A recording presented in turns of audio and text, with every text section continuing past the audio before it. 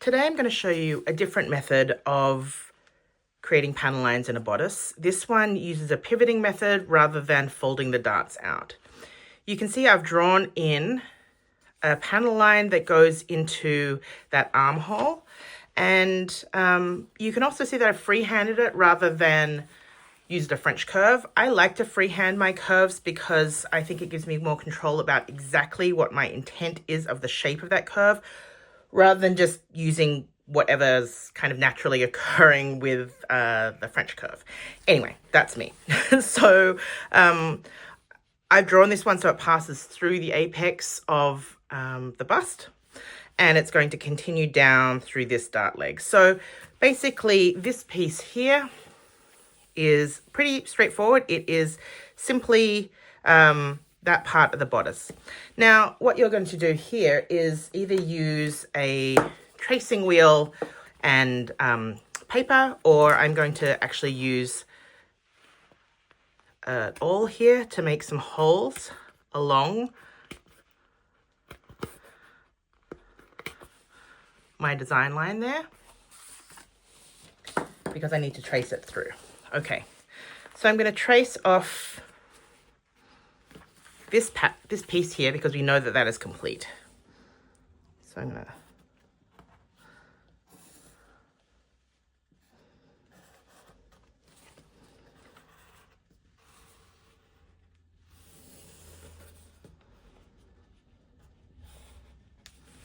okay, we know it's going to go through here, and then each of these holes, let's see if my pencil's going through. Not really.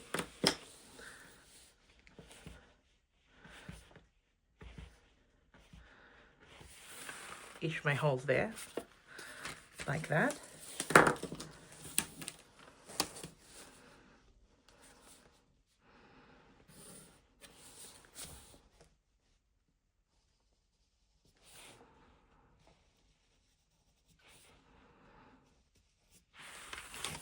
Just using those holes as the guide.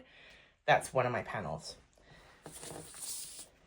Now the next panel, this curve can't be the same as this curve because it needs to take into account all of this bodice shape. So we could easily eliminate this waist dart firstly, because we're going to just start here.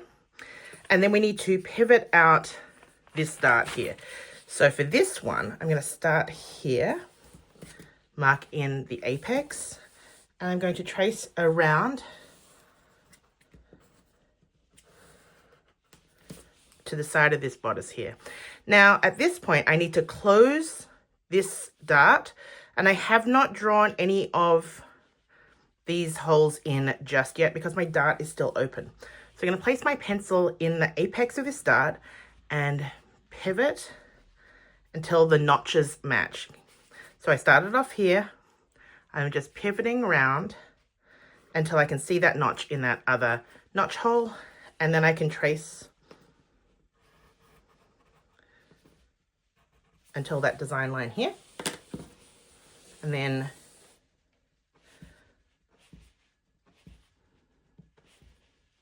mark through the rest of my line there. Let's see what it came up with as a start.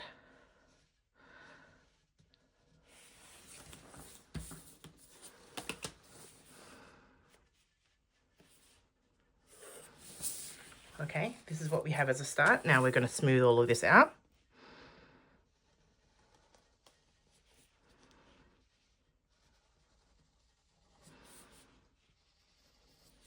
Just taking that point off there.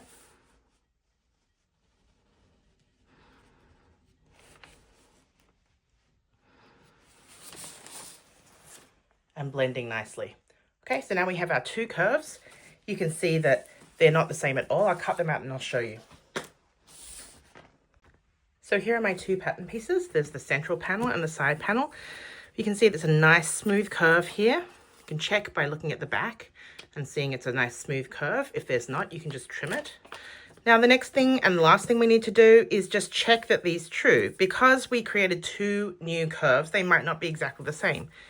There's no seam allowance on it right now, so it's easy to check. I'm just going to walk it. You can either walk it around like this. I would suggest walking it like this as you would sew it. So I'm doing edge to edge.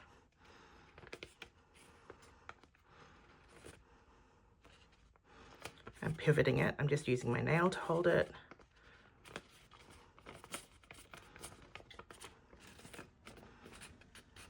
It's really fiddly when it's so small. And you can see it's not quite the same. That's okay. I'll just mark the position here. Okay. And because that central panel's longer, I can just take it off the bottom all the way along. Okay, if it were longer or shorter on the side panel, if I wanted to change it on this side panel, then I would just blend down to this point so my side seams remain the same length.